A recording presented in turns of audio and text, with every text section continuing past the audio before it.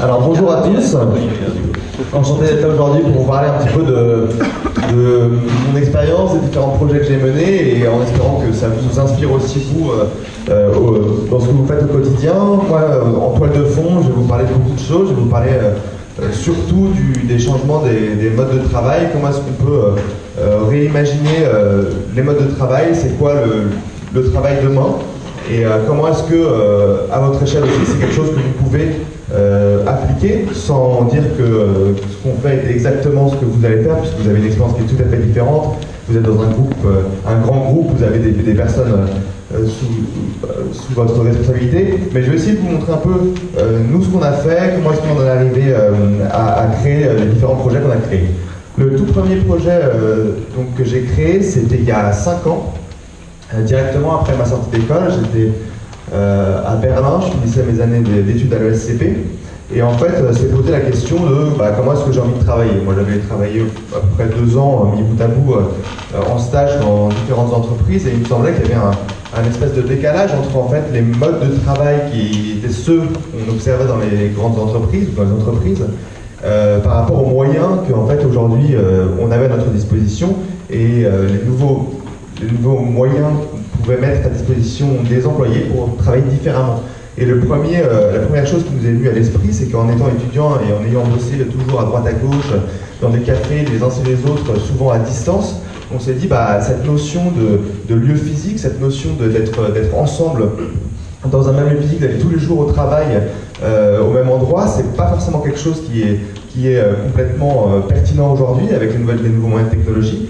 Donc on a commencé à se poser la question de comment est-ce qu'on travaillerait si on met en dehors de la question le lieu physique comme un impondérable en fait. Donc quel est le nouveau, quels sont les nouveaux modes de travail? Puisqu'il s'impose à soi, c'est différents phénomènes, différents grands mouvements au sein de la société, notamment l'émergence de tout ce qu'on appelle les freelances. Donc je ne parle pas des indépendants juste artisans, etc. Je parle vraiment des indépendants qui exercent des professions souvent en web, en général intellectuelles, qui peuvent être des professions par exemple de développeurs, beaucoup, de graphistes, qui peuvent être des professions de consultants en marketing ou en référencement.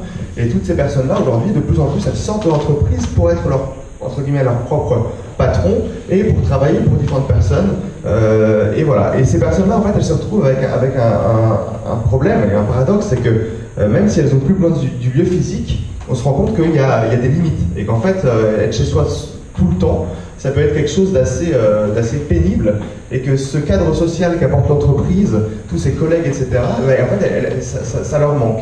Donc nous, on s'est posé la question, on s'est dit à la fois cette liberté, cette nouvelle liberté qui est offerte aux personnes, aux employés, cette liberté de travailler partout, elle est très intéressante, mais comment est-ce qu'on fait pour qu'on ne perde pas au passage toute cette sociabilisation et en plus qui est absolument critique pour un freelance parce que c'est ce qui fait qu'il va avoir des nouveaux clients, qu'il va se développer, etc. Et c'est comme ça que progressivement on en est arrivé à créer Mutinerie, qui est un espace de coworking parisien. Est-ce que quelqu'un ici sait ce que c'est qu'un espace de coworking? C'est bien. Alors déjà, c'est une chose qui est incroyable, c'est que il y a 5 ans, quand on a créé cet espace-là, si on posait cette question, il n'y avait vraiment personne qui savait ce que c'était qu'un espace de coworking. Ça a beaucoup changé.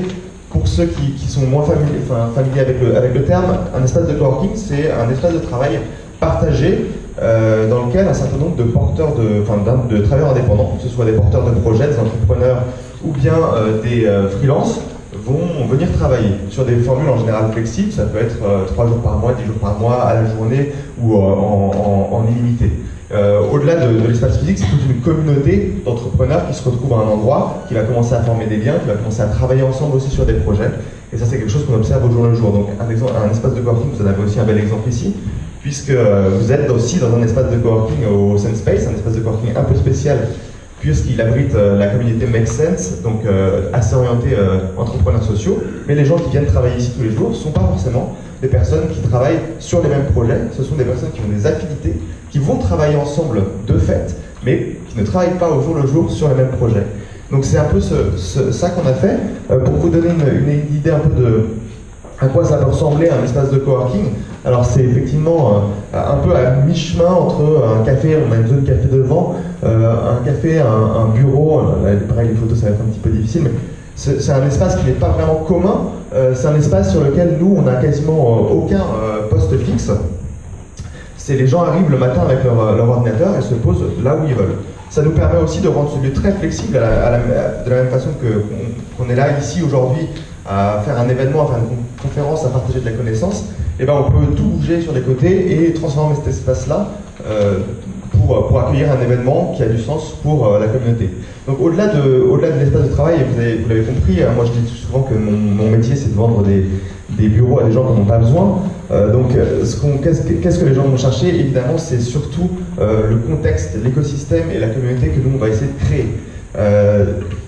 La première question, évidemment, c'est de rompre l'isolement social, de se mettre dans un rythme aussi, de devenir plus productif. Et puis il y a toute une question de réseau. Mais alors c'est une question de réseau qui est assez particulière parce que les gens ne viennent pas forcément en se disant je vais faire des contrats. Ils viennent, ils deviennent amis avec des gens et de fait il se passe des choses. Mais c'est vrai que nous c'est jamais quelque chose qu'on vend aux personnes. On ne dit pas à quelqu'un vous venez ici, vous allez faire du chiffre, etc. En fait c'est de fait. Ça va se passer si vous êtes quelqu'un de bien et que vous avez des compétences que les gens veulent, mais c'est pas ce qu'on offre, c'est quelque chose qui se passe naturellement à partir du moment où on crée les conditions de la collaboration et de l'innovation. Aujourd'hui, en fait, Mutinerie, ça a évolué bien au-delà du lieu en beaucoup de projets différents. On a le Mutinerie Magazine qui en fait c'est un blog, c'est avec ça qu'on a commencé au final. Au départ, on a vraiment commencé en partageant notre vision de la société qui était bien plus générale que le coworking. C'était vraiment sur les différentes évolutions, sur où on en est, sur pourquoi est-ce que les gens travaillent comme ça aujourd'hui, qu'est-ce que ça pourrait être demain. Donc on a commencé avec ça et on continue aujourd'hui à l'alimenter. On a Mutinerie School qui est en fait un organisme de formation. On s'est retrouvé avec un ensemble de compétences autour de nous très vaste et on s'est retrouvé à se dire en fait on peut avec les bonnes personnes, en regroupant les bonnes personnes, être capable de former presque n'importe qui sur n'importe quoi. Et donc on est capable de faire des formations sur mesure, que ce soit pour des grands groupes ou que ce soit pour des indépendants aussi, ou dans lequel le besoin de formation est extrêmement important parce que si vous commencez à ne plus être à jour dans vos compétences, et ben ça va se sentir assez vite dans votre relation avec les clients. Donc c'était une évolution nécessaire qui à la fois servait notre communauté qui pouvait partager ses connaissances et aussi servait notre communauté qui pouvait aussi du coup apprendre des autres autour d'eux. Et notre projet qui s'appelle Mutinerie Village, qui est un espace de coworking, co-living à la campagne. Donc on peut aller y travailler au vert. Donc vous montrer quelques photos un petit peu de cet espace-là. Donc c'est une maison vraiment perdue au milieu de 42 hectares. Avec un potager aussi en permaculture, c'est pour le petit bonus, c'est pour aussi ce que vous allez manger là-bas. Dans lequel on peut aller se dire, tant qu'à faire, puisqu'on n'a plus de contraintes forcément de lieu, pourquoi pas aller travailler pendant une semaine, 10 jours, un mois, comme vous voulez, à la campagne, dans un cadre qui change vraiment. Et du coup, c'est ce qu'on a fait à travers ce projet. Donc, c'est un lieu assez magnifique. On a aussi beaucoup d'équipes qui vont venir. Donc, on a les équipes là, c'était chauffeurs privés qui sont passés. On a les équipes de Greenpeace qui sont passées. On a beaucoup de différentes équipes. D'ailleurs, Make Sense, je crois aussi, est passé.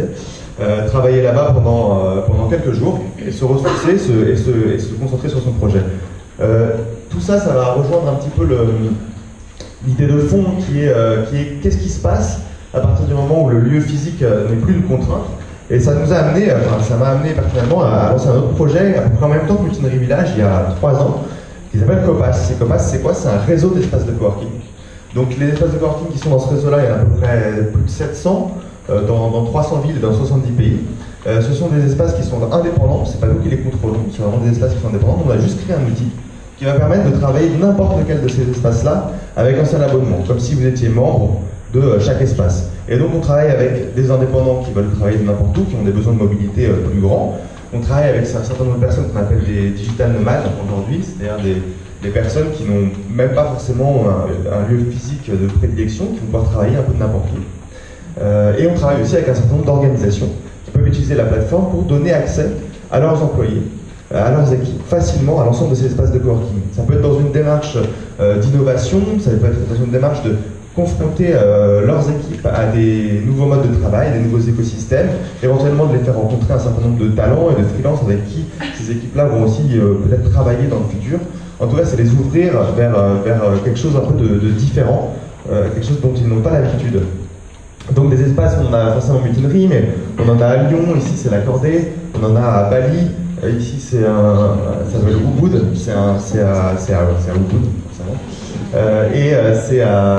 C'est une des communautés digitales nomades les plus actives. Là, on a vraiment des gens qui travaillent de partout, qui viennent de partout. On a là Turin, Montreuil, où là aussi, on a aussi des espaces donc, qui sont aussi Fab Lab, où il y a de la fabrication qui peut être faite. Donc là, c'est un espace qui va aussi regrouper un certain nombre d'ateliers. Ça peut être du travail du cuir, ça peut être du travail de couture, ça peut être du travail de shooting photo. Donc on va essayer d'étendre ce principe de mutualisation d'un espace et de communauté à des professions plus larges. On a un qui s'appelle au Canaries, qui s'appelle The Surf Office, où là on est vraiment, le midi on peut faire une pause, attraper une planche et aller faire une pause surf plutôt que de faire une pause café. Ça peut durer un peu plus longtemps quand même. Donc voilà. Encore un autre à Barcelone. Donc en fait on a toute cette communauté d'espace qu'on a créée autour du monde. Et aussi dans ce contexte-là, on a aussi créé ce qu'on appelle un certain nombre ce qu'on a appelé les Copas Camps. Donc là, on en a fait 10 en 2 ans. L'idée, c'est de se dire, ok, pourquoi pas partir on a fait ça entre 20 et 50 personnes pendant une dizaine de jours dans un endroit sympa pour y travailler, soit en s'appuyant sur les espaces de coworking qu'il y a autour, qui sont dans le réseau de Copas, donc auxquels on va avoir accès, soit en créant un espace de coworking aussi temporaire. Donc on a créé donc plusieurs camps, on en a fait à Bali, on en a fait en Grèce, on en a fait à San Francisco, on en a fait à Lisbonne. Là c'est un camp en Grèce, on a rassemblé plus de 50 personnes. Donc là vous allez voir, c'était vraiment littéralement un camp, puisqu'on avait vraiment que des tentes avec des lits, des vrais des lits doubles, etc. Et on avait aménagé tout un espace de coworking, aussi avec une grosse partie sur le partage de compétences, puisque au début de l'événement, chacun aussi a dit ce qu'il avait envie de partager, les ateliers qu'il avait envie de faire, et les gens pouvaient s'inscrire. Donc on avait presque 3 ateliers par jour, qui étaient avec une vingtaine de personnes à chaque fois qui venaient y assister. Ça allait de techniques de vente à techniques de référencement, à des cours sur de la photographie, etc. Donc on profitait du fait d'être tous ensemble, à une cinquantaine de personnes, au même endroit pendant quelques jours pour partager toutes ces compétences. Et du coup, oui, c'est vrai que ça peut paraître bizarre de voir des gens qui travaillent comme ça, mais en vérité, pour ces personnes-là, c'est tout à fait possible. Et au-delà de ces personnes-là, je pense que ce qui est intéressant, c'est de se poser la question, vous, en quoi ces changements peuvent vous intéresser. D'abord, la première chose que je remarque, c'est que dans les camps ou dans les différentes choses qu'on fait, on n'est pas avec des gens qui sont forcément tout le temps en mouvement ou qui vont avoir un style de vie totalement extrême ou qui ont fait un choix totalement radical. Il est tout à fait possible d'y aller étape par étape, et une des raisons pour lesquelles nous on a commencé à faire tous ces camps, c'était aussi pour amener des gens qui n'avaient pas forcément l'habitude de travailler comme ça à travailler comme ça, parce que c'est plus rassurant, parce qu'il y a un cadre, parce qu'il y a des gens qui y vont en même temps, donc on est stimulé aussi par un environnement. Mais la question de vous, nous, qu'on a envie de poser et qu'on s'est posé toutes ces dernières années, et je pense que j'ai envie de vous poser à vous, c'est qu'est-ce qui se passe aujourd'hui avec tous les changements, qu'est-ce qui n'a pas changé, quels sont les impondérables au niveau des humains et qui n'ont pas changé et qui fait que vous allez continuer à travailler de la même manière, et qu'est-ce qui a complètement changé.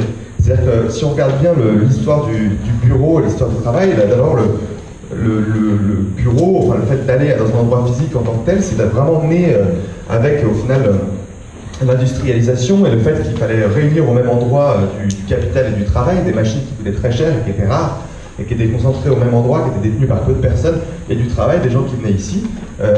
Toute cette logique, elle s'est perpétuée même en sortant de l'industrialisation, principalement pour des logiques aussi de communication, c'est-à-dire qu'il fallait pouvoir être capable de parler vite, de s'organiser rapidement, d'avoir une communication fluide entre les employés. Et aujourd'hui, cette barrière, elle est quand même en train de tomber en bonne partie pour un certain nombre de professions. Je ne parle pas pour tout, évidemment que si on tient un magasin, évidemment que si on est artisan et qu'on a des machines quelque part, c'est beaucoup plus difficile de bouger. Mais déjà, les métiers sont rarement linéaires, on fait rarement, même quand on fait du design et qu'on a une découpeuse laser, on est rarement tout le temps dessus. On peut avoir une semaine en dehors qui est de la conception, par exemple. Et qu'est-ce qu'on fait à partir du moment où en fait on peut maintenant s'organiser et travailler de n'importe où, puisque notre espace de travail il est transportable avec nous tout le temps. Et pour moi, l'idée principale, c'est qu'en fait, le lieu de travail, il est devenu un outil, en fait. Il est devenu un outil, c'est-à-dire que vous allez pouvoir en changer, vous allez pouvoir utiliser différents lieux de travail selon les besoins, selon les humeurs. Est-ce que l'équipe elle a besoin aussi de se ressourcer, d'être dans un nouveau cadre, de changer complètement d'environnement pour pouvoir innover sur un certain nombre de projets et pas être dans le même jus, sans changer de quotidien? Dans ce cas-là, il est tout à fait possible d'amener une équipe travailler à Lisbonne. Ça peut être soit plein temps, soit même à mi-temps. On va travailler tous les matins, l'après-midi on va faire des choses ensemble. Donc c'est un peu un mix entre du team building et puis du travail classique. Et c'est une nouvelle palette d'outils en fait, cette liberté, cette flexibilité au niveau du travail. Pour moi c'est une nouvelle palette d'outils à votre disposition. C'est une palette d'outils en termes de ressources humaines, puisqu'elle vous permet aussi d'attirer des talents. Nous, ce dont on se rend compte, c'est que quand on dit à quelqu'un au sein de Copas qu'il peut travailler n'importe où, c'est vraiment comme si on doublait son salaire en termes d'attractivité de la boîte. C'est vraiment quelque chose de très très important pour lui. C'est un outil en termes d'innovation, puisqu'on va pouvoir justement, comme je l'ai dit juste avant, totalement se changer d'environnement, mettre les gens dans un contexte nouveau et leur permettre d'avoir des nouvelles idées. C'est un outil aussi en termes de formation, puisqu'on peut aussi s'appuyer sur ce réseau de freelance, etc., pour former ses équipes à des compétences nouvelles de manière très flexible et à la demande. Donc voilà, moi ce que je voulais, c'était vous partager un petit peu cette expérience. Évidemment que tout n'est pas forcément applicable à votre quotidien, mais je pense que la question qui est vraiment intéressante, c'est celle de la démarche. C'est-à-dire comment est-ce qu'on se met dans une démarche où on remet aussi en question un certain nombre de choses qui peuvent sembler évidentes au jour le jour, et qui en fait sont en évolution constante. Le besoin de travailler entouré d'autres personnes, d'être dans une dynamique d'énergie, etc., il est toujours là. Simplement, par rapport à avant, où il y avait un besoin physique d'être ensemble au même endroit, ça c'est en train de sauter, en tout cas tout ou partie du temps. Et qu'est-ce que ça veut dire pour vous? Comment est-ce que vous pouvez en tirer parti plutôt que de subir ces changements? Voilà. Donc on a ensuite quelques questions, je crois. Ouais, merci beaucoup Eric.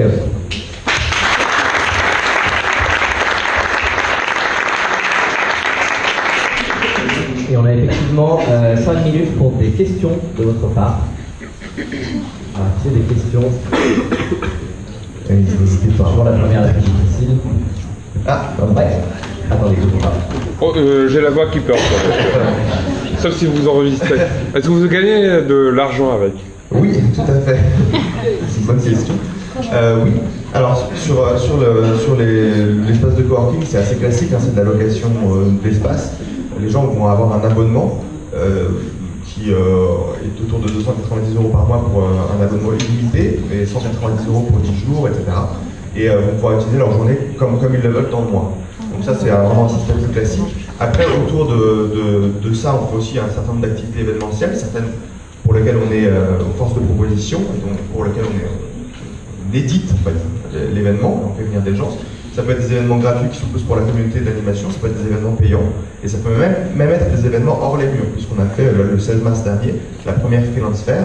Là on était plus de 500 freelances qui se sont réunis à la Bellevilloise, du coup, qui était un événement qui est aussi parrainé par la Maïf et par un certain nombre d'acteurs qui s'intéressent à ces changements du monde du travail. Donc oui, c'est une activité, c'est un business. Mais comme toute la frontière à laquelle se confronte Make Sense, et qui n'est pas toujours facile d'ailleurs, c'est un business, évidemment, puisqu'il faut le faire tourner, il faut que ça se développe, il faut que ça ait de l'impact. Et à la fois, c'est un business dans lequel on essaie d'injecter le plus possible du sens, c'est-à-dire qu'on l'a créé au départ, surtout parce qu'on a envie de travailler de cette manière-là. Mais oui, ça fonctionne. Ouais. On va faire connaître la taille de Mutinerie aujourd'hui en termes d'effectifs. Alors, Mutinerie, c'est en termes d'espace physique, c'est autour de 400 mètres carrés, plus Mutinerie Village qui est beaucoup plus grand, ça fait 42 hectares, etc. Mais en fait, on a à peu près 150 membres actifs, c'est-à-dire des personnes qui sont dans des abonnements, qui viennent régulièrement. Ça se traduit autour d'une soixantaine de personnes qui sont tous les jours présentes dans l'espace. Et après, avec les années, en fait, tout s'est formé quelque chose qui se forme assez communément, c'est-à-dire tout un réseau d'anciens, puisqu'en fait, depuis le début, c'est plus de 4000 ou 5000 personnes qui ont été membres de l'espace.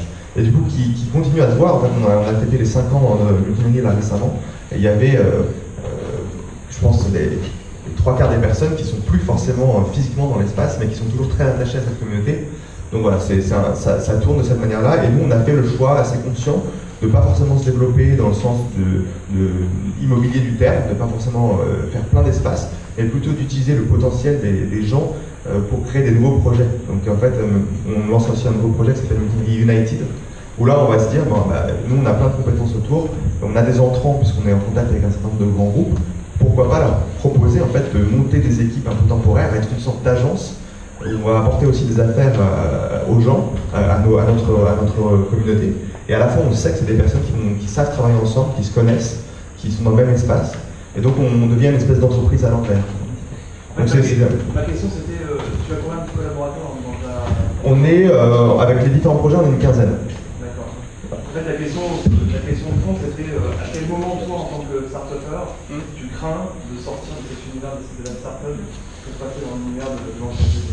Alors, je pense qu'on est déjà un peu sorti en fait quand même, parce qu'en fait, au-delà de, je pense que ce qui vraiment fait sortir de l'univers de la start-up, au-delà de la taille, c'est aussi le temps, la maturité, et à quel moment on se confronte à un certain nombre de réalités, c'est-à-dire les réalités matérielles, est-ce que ça marche, est-ce que ça marche pas, au-delà de tout idéalisme, est-ce qu'on a assez de ressources pour pouvoir continuer à se développer, etc. Et ça, je pense qu'on l'a eu, on a eu des moments qui n'étaient pas forcément évidents, au bout de 3 ans, notamment on avait un gros projet de partir sur un autre espace avec un groupe qui nous soutenait, et ces groupes-là ont eu des problèmes internes, ce qui n'était pas du tout lié à nous, et qui ont fait qu'ils n'ont pas pu faire le projet. On s'est retrouvé à devoir gérer des dépenses qui avaient été engagées, des équipes qui avaient réduire. Donc je pense que, pour moi, le côté sortir du côté start-up, je pense qu'on l'a déjà plus ou moins fait. Après, si c'est la question de la taille, à quel point une entreprise de grande taille peut adopter ce genre de mode de fonctionnement. Alors ça, c'est des choses qui se font, puisqu'on a, par exemple, WordPress est édité par une équipe de plus de 3000 personnes. Le logiciel open source donc, qui permet de créer des sites web et de gérer son contenu. Et ces personnes-là sont totalement distribuées, ils n'ont même pas de bureau. Ils ont fait ce choix d'être complètement éclatés. C'est vraiment une question de culture d'entreprise. Je ne vous dis pas de faire ça demain dans votre entreprise, parce que c'est quand même un choix assez radical. Par contre, on peut commencer à le proposer, on peut commencer à peut-être faire des camps pour amener les gens en dehors de leur mur, on peut commencer à proposer à ces équipes d'avoir 1 ou 2 jours où ils peuvent travailler ailleurs. Tout ça, c'est des choses qui peuvent être mises graduellement en place, et je ne pense pas que ce soit nécessairement lié totalement à côté start-up ou grand groupe. C'est une question par là. C'est bon en fait la question. Bonjour. Moi la question c'était, est-ce que sur les sites de coworking que vous avez un collaborateur qui est tout le temps là pour créer une dynamique d'équipe, un accueil, quelque chose? Et deuxième question, c'est est-ce que vous êtes propriétaire des locaux de coworking? Alors, concernant Multinami, on n'est pas propriétaire, on est locataire. Par contre, on a effectivement des équipes qui sont là tout le temps, et notamment une personne qui est chargée de l'accueil et de la gestion de la communauté. Et ça, c'est vraiment très important, parce que c'est vrai qu'il faut créer ce rôle de créer en permanence des ponts entre les différentes personnes. À partir du moment où il y a pas mal de roulements, c'est très important. Donc on a toujours des gens qui sont dedans. À l'échelle de Copas, donc on a 700 espaces. La plupart fonctionnent de la même manière. Ils vont avoir quelqu'un qui est en accueil permanent. Par contre, ce ne sont pas des gens qui sont dans nos équipes à nous, au sein de Copas. Ce sont des gens qui sont vraiment dépendent de l'espace en particulier. Après, il y a quelques espaces qui vont être peut-être parfois plus petits, qui sont plus gérés de manière collaborative entre les membres, donc ça peut être une quinzaine, une vingtaine de personnes, où là on est presque plus sur de la colocation de bureaux assez ouverte. Donc voilà, ça va dépendre un peu des espaces. Puis il y a des espaces qui vont aller jusqu'à 10 000, 15 000 personnes, 15 000 membres. Là, c'est complètement autre chose. Là, ça devient géré par toute une équipe, pour le coup, de personnes qui vont animer l'espace. Est-ce qu'il y a une autre question? Ouais. Alors concernant les espaces de coworking, sur la partie aménagement de l'espace, il y a une multitude de fonctions, je peux travailler, communiquer, etc. Est-ce que vous avez mis en œuvre des aménagements spécifiques? Et est-ce que vous avez appris dans cette expérience, vous avez des aménagements, des manières de présenter l'espace qui favorisaient ça? Alors oui, tout à fait, on a mis les classiques. D'abord, c'est que les gens vont rentrer par une zone qui ressemble vraiment à un café, donc l'espace il est vraiment un peu derrière, caché. Et c'est quelque chose qui, d'ailleurs, c'est un peu la même chose ici. Et c'est quelque chose qui était assez important pour nous, parce que le premier message qu'on a envie d'envoyer, il est double. D'abord, il y a une question de communauté, d'énergie qui va se retrouver plutôt sur la zone de devant, dans laquelle on va traverser. Et ça veut aussi dire autre chose, ça veut aussi dire qu'à partir du moment où il y a une zone de café où les gens peuvent parler, par contraste, on sait que dans la zone derrière de travail, c'est pas forcément là où on va parler. Et c'est en fait toute la question de tout ce qu'on a appris nous, c'est comment est-ce qu'on peut utiliser le design d'un espace et l'imaginaire collectif pour éviter de mettre trop de règles en fait. C'est-à-dire qu'à partir du moment où les gens voient une zone de café et qu'ils associent ça à une zone où on va parler, un peu par contraste, ils vont se dire derrière que ce n'est pas le cas. Derrière, on a des espaces aussi pour passer des appels tranquillement, c'est-à-dire qu'il y a des box de call. Encore une fois, s'il y a des box de call, ça veut dire qu'on ne passe pas ces appels forcément dans l'espace commun. Donc les gens prennent assez vite cette habitude sans qu'on ait besoin de leur expliquer non, vous prenez pas vos appels, etc. Donc l'espace est très très silencieux alors qu'on est quand même pas mal de gens. Et beaucoup d'employés qui travaillent en open space sont très surpris, ils ont l'habitude d'avoir des collègues qui font ça. Une des choses qu'on a appris et qui était vraiment très, très marrante, c'est qu'à un moment on avait quelques gens qui étaient en poste fixe. Et pour le coup, eux, n'avaient pas du tout cette attitude-là. C'est-à-dire qu'eux, ils allaient prendre des appels, etc. À partir du moment où ils se disaient que le mètre carré qui était devant eux, c'est-à-dire leur bureau, était à eux, entre guillemets, parce qu'ils étaient résidents, et ben l'attitude changeait pas mal par rapport à la perception de l'espace, à comment ça allait se comporter dedans. Donc nous, une des raisons pour lesquelles aussi on a décidé d'être vraiment très flexible, c'est aussi pour avoir plus une perception de l'espace comme quelque chose qui appartient à tout le monde, plutôt que juste chacun à son petit bout de terrain, et aussi pour créer plus de changements de position et donc d'interactions différentes entre les membres. Voilà. Et ensuite, nous, c'était utilisé comme ça ces différents codes. On a un espace qui ressemble à une bibliothèque dans lequel, dans l'imaginaire des gens, c'est plus silencieux, c'est plus concentré. On a une population différente qui va, souvent c'est des traducteurs, souvent c'est des gens qui écrivent ou qui ont besoin d'un cadre plus silencieux. Donc on va utiliser un petit peu tous ces symboles pour essayer de diminuer au maximum les règles écrites et tout en gardant une espèce d'usage assez fluide dans l'espace. Tu disais que la cible initiale c'était les environs principal. Est-ce que vous voyez commencer à émerger des entreprises classiques, entre guillemets, qui utilisent vos espaces pour la logistique Tout à fait. En fait, on a beaucoup d'entreprises qui vont utiliser l'espace sur des réunions. Enfin, on a énormément d'entreprises qui tournent. On a eu Adidas qui était là aussi. On a eu des équipes d'Orange, on a eu des équipes d'énormément de grandes entreprises qui viennent. Donc souvent, ils ont quand même des besoins d'équipe, donc ils vont prendre une salle de réunion. Il y en a quelques-uns qui vont commencer aussi à permettre à leurs employés de travailler aussi en télétravail, notamment dans ces espaces de coworking. Donc ça se développe, je pense notamment à Capgemini. Et ça, on le voit aussi avec Copas. Pour le coup, c'est une solution qui leur convient pas mal. Souvent, ils ont besoin d'avoir une couverture assez large pour pouvoir proposer des espaces qui sont plus proches du lieu de vie, par exemple, des employés.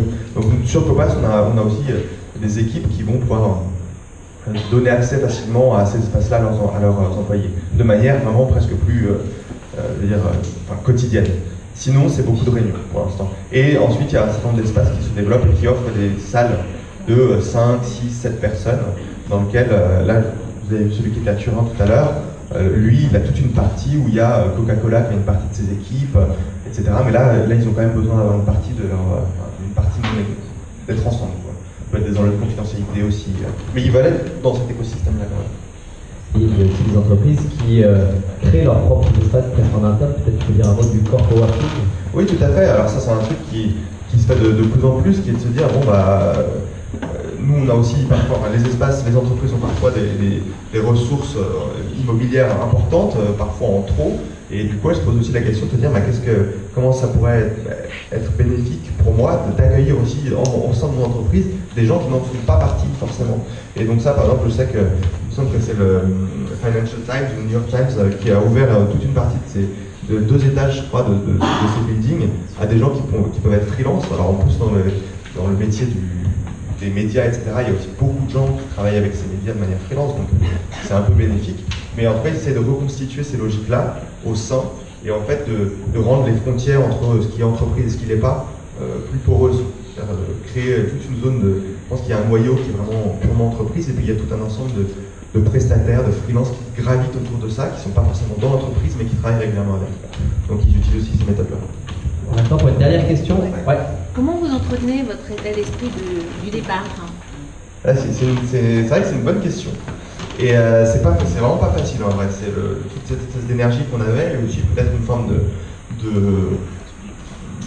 pas dire naïveté, mais en tout cas une forme d'inconscience quand même. Mais je pense que c'est important au niveau de l'innovation, dans sa posture d'innovation, d'avoir. Et des fois, il ne faut pas trop poser trop de questions, sinon on l'aurait pas forcément fait. Nous, ça a beaucoup été via les nouvelles personnes, en fait, via les recrutements. C'est qu'en fait, les personnes qui vont rentrer, d'abord, on a entretenu une culture qui marche bien parce qu'on n'a pas des promotions de gens, on a des gens qui viennent, qui repartent au sein de nos membres, j'entends. Et du coup, les premiers membres, ils ont été très importants pour définir l'état d'esprit. Puis les gens qui viennent, en fait, ils comprennent l'état d'esprit via les gens qui sont déjà là. Et en fait, du coup, il y a une certaine inertie dans la culture qui est eu dans le lieu, et ça, c'était très important. Ensuite, en ce qui nous concerne, nous, en tant que porteurs de projet, ce qui était vraiment important, c'est les recrutements. Parce qu'en fait, après 5 ans, moi, ça me paraît quand même assez long, et en fait, bien souvent, je me rends plus compte Enfin, ça me paraît normal, ce qu'on a fait. Ça devient quotidien, etc. Il y a eu beaucoup de gestion, il y a eu du stress, etc. Ça paraît normal, et en fait, c'est souvent quand un nouveau membre de l'équipe vient et en fait a cette espèce d'enthousiasme incroyable par rapport à ce que vous faites, parce que pour lui, c'est vraiment nouveau, il n'est pas forcément habitué à ça. Et ben, il vous rappelle un petit peu ça. Et en fait, il porte parfois, il porte à votre place cette espèce d'énergie, puis en fait, ça revient sur vous aussi. Donc régulièrement, on se dit, bah ouais, en fait, c'est quand même pas mal, et c'est sympa, et voilà, et on continue à avancer. Après, ça évolue, c'est bien plus mature. On va sur des sujets qui sont plus généraux avec la financière. Voilà, mais ça évolue, mais ouais, l'esprit, là, il est toujours là. Merci beaucoup. Merci pour vos questions.